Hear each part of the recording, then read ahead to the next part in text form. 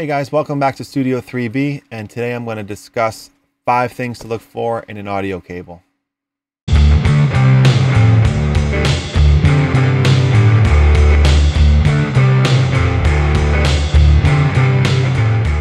One thing I've noticed with a lot of people that either play instruments, listen to audio of various sorts, one thing I've noticed is many people don't seem to have a keen appreciation for the quality of the cabling they're using to connect either their instrument or their audio device to their speakers or to their amplifier, things like that.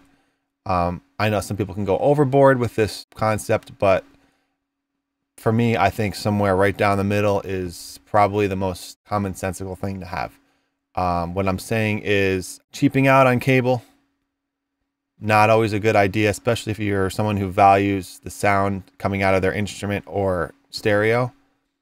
But going overboard on snake oil concepts and highly expensive cable is not always the best thing either, unless you're, of course, Bill Gates or somebody extremely rich and wealthy. So the point of this video is 5 things to look for in a cable. 5 things I look for in a cable that I think matter most. First one, thickness. Thickness of a cable matters.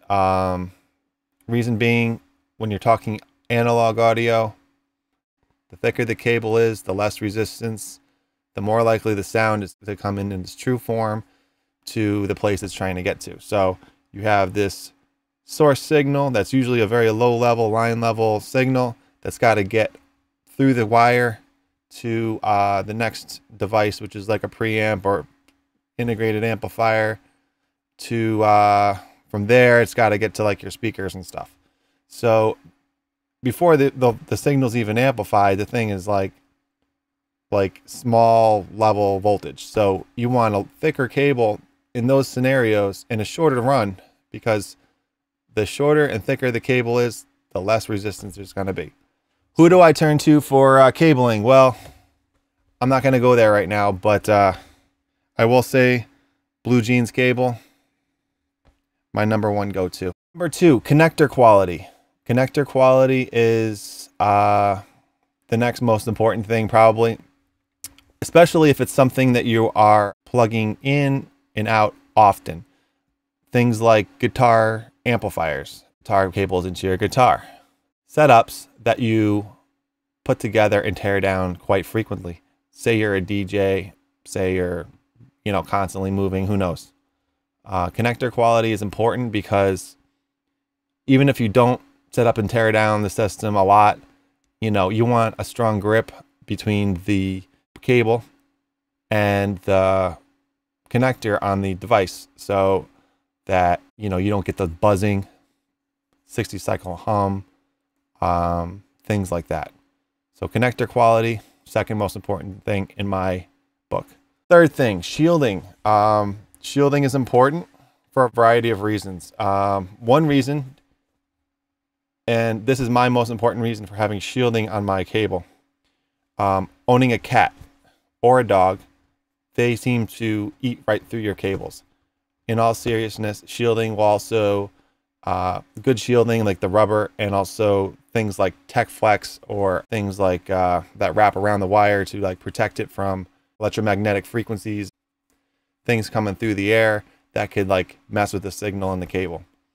So there you have it. Shielding is my third most important. Fourth most important thing, warranty. Using companies that are reputable, that have a warranty with their cable. I'll tell you what, I've used a warranty before. My company of choice for guitar cable, Mogami.